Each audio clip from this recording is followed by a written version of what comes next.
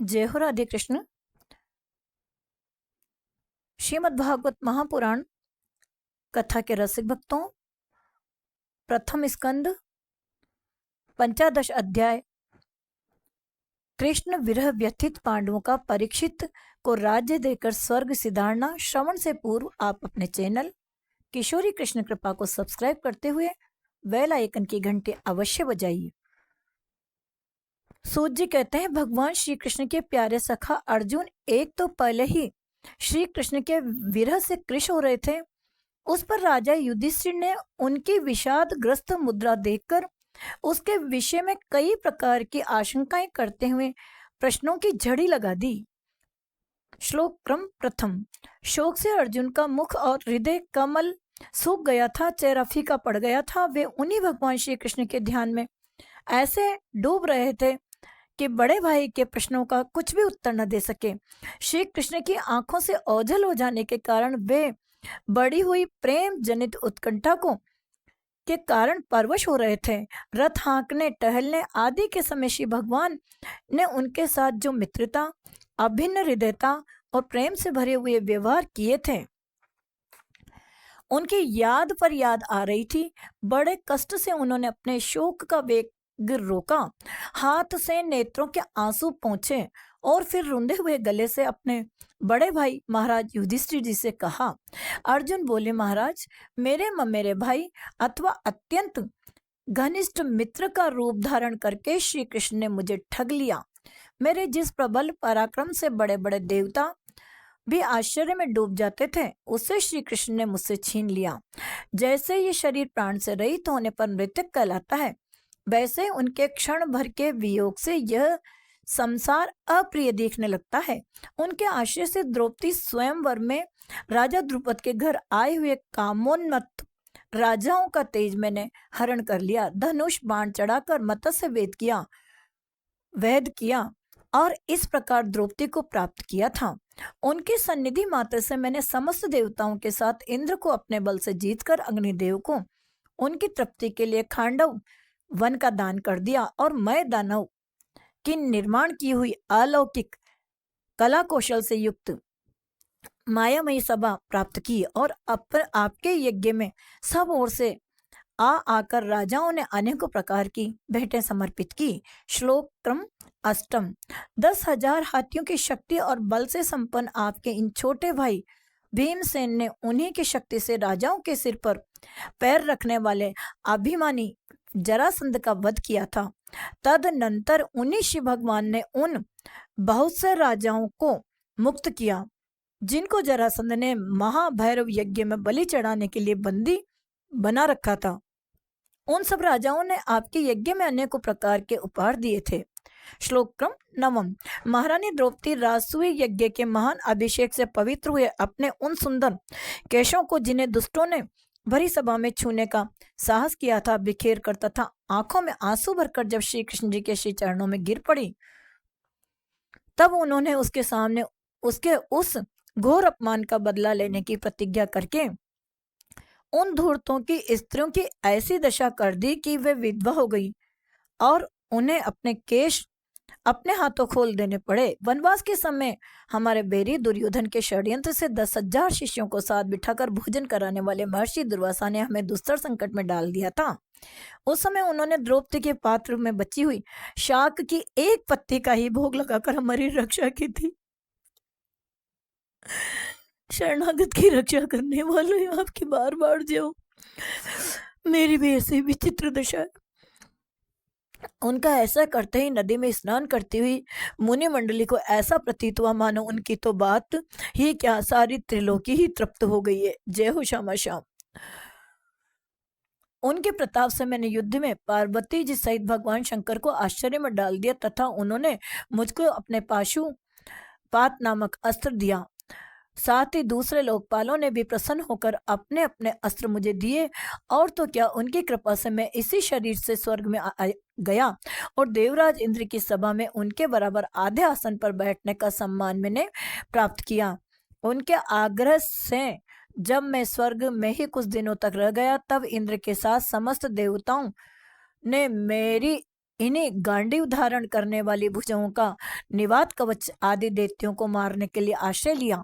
महाराज, यह सब जिनकी महती कृपा का फल था, उन्हीं पुरुषोत्तम भगवान श्री कृष्ण ने मुझे आज ठग लिया।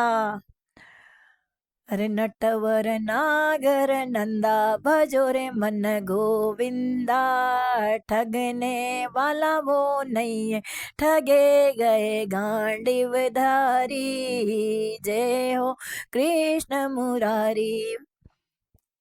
महाराज, कौरवों की सेना भीष्म, द्रोण आदि अजय मत्स्यों से पूर्ण अपार समुद्र के समान दुस्तर थी, परंतु उनका आश्रय ग्रहण करके अकेले ही रथ पर सवार हूं मैं उसे पार कर गया।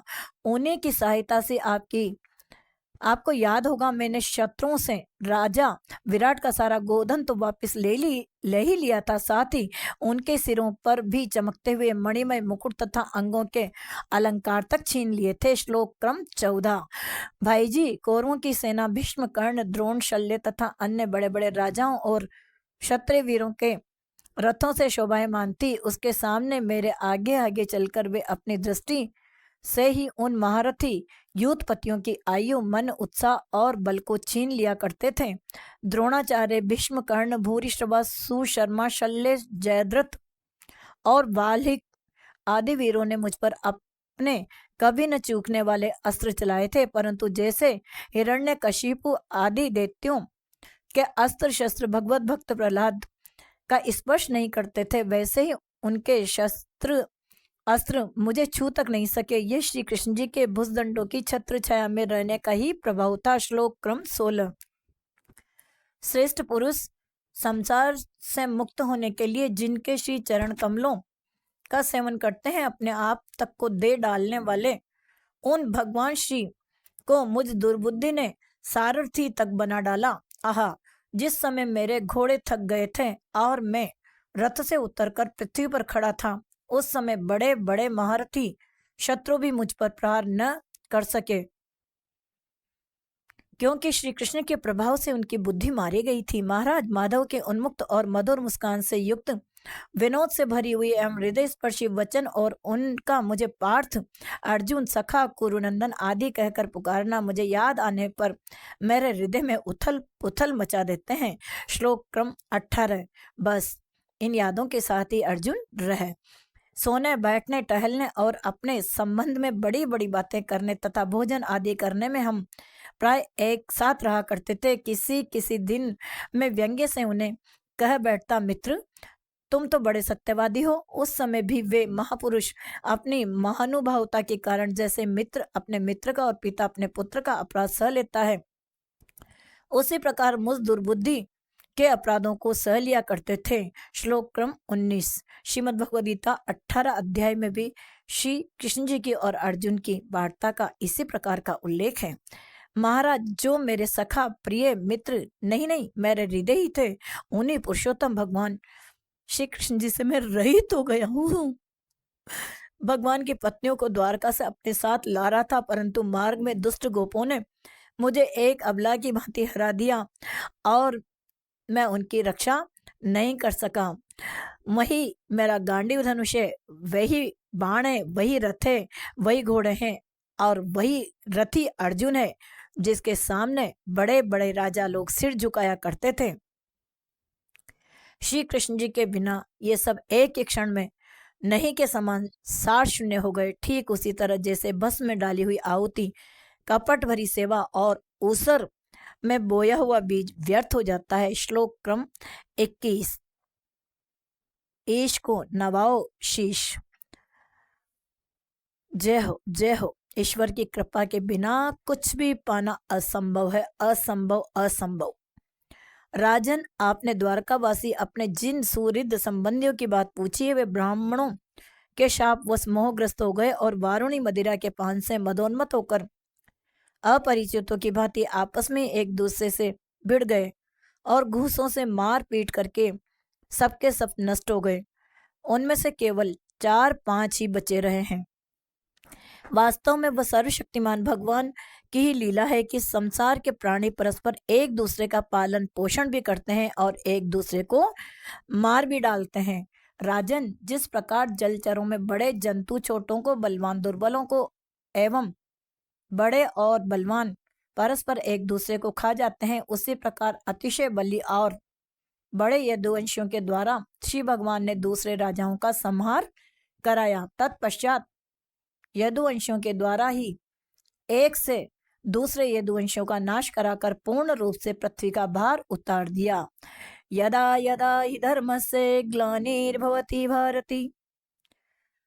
भगवान श्री कृष्ण ने मुझे जो शिक्षाएं दी थी वे देश, काल और प्रयोजन के अनुरूप तथा हृदय के ताप को शांत करने वाली थी। स्मरण आते ही वे हमारे चित्त का हरण कर लेती हैं। जय हो श्यामा श्याम। सूत जी कहते हैं, इस प्रकार प्रगाढ़ प्रेम से भगवान श्री कृष्ण के चरण कमलों का चिंतन करते करते अर्जुन की चित्तवृत्ति अत्यंत निर्मल और प्रशांत हो गई। उनकी प्रेममय भक्ति भगवान श्री कृष्ण के श्री चरण कमलों के अहर्निश चिंतन से अत्यंत बढ़ गई थी। भक्ति के वेग ने उनके हृदय को मथकर उसमें से सारे विकारों को बाहर निकाल दिया था। उन्हें युद्ध के प्रारंभ में भगवान के द्वारा उपदेश किया हुआ गीता ज्ञान पुनः स्मरण हो आया, जिसकी काल के व्यवधान और कर्मों के विस्तार के कारण प्रमादवश कुछ दिनों के लिए विस्मृति हो गई थी। ब्रह्म ज्ञान की प्राप्ति से माया का आवरण भंग होकर गुणातीत अवस्था प्राप्त हो गई। द्वैत का संशय निवृत्त हो गया। सूक्ष्म शरीर भंग हुआ। वे शोक एवं जन्म मृत्यु के चक्कर से सर्वथा मुक्त हो गए। श्लोक क्रम 31। भगवान के स्वधाम गमन और यदुवंश के संहार का वृत्तांत सुनकर निश्चलमति युधिष्ठिर ने स्वर्गारोहण का निश्चय किया। कुंती ने भी अर्जुन के मुख से यदुवंशियों के नाश और भगवान के स्वधाम गमन की बात सुनकर अनन्य भक्ति से अपने हृदय को भगवान श्री कृष्ण में लगा दिया और सदा के लिए इस जन्म मृत्यु रूप संसार से अपना मुंह मोड़ लिया। भगवान श्री कृष्ण ने लोक दृष्टि से जिस यादव शरीर से पृथ्वी का भार उतारा था उसका वैसे ही परित्याग कर दिया जैसे कोई कांटे से कांटा निकालकर फिर दोनों को फेंक दे। भगवान की दृष्टि में दोनों ही समान थे। जैसे वे नट के समान मत्स्यादि रूप धारण करते हैं और फिर उनका त्याग कर देते हैं, वैसे ही उन्होंने जिस यादव शरीर से पृथ्वी का भार दूर किया था उसे त्याग दिया।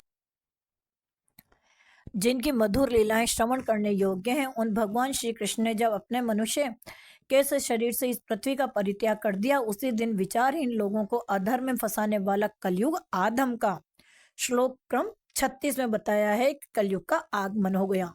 महाराज युधिष्ठिर से कलयुग का फैलना छिपा न रहा। उन्होंने देखा कि देश में, नगर में, घरों में और प्राणियों में लोभ, असत्य, छल, हिंसा और अधर्मों की बढ़ती हो गई है।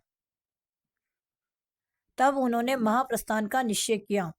उन्होंने अपने विनयी पौत्र परीक्षित को, जो गुणों में उन्हीं के समान थे, समुद्र से घिरी हुई पृथ्वी के सम्राट पद पर हस्तिनापुर में अभिषिक्त किया।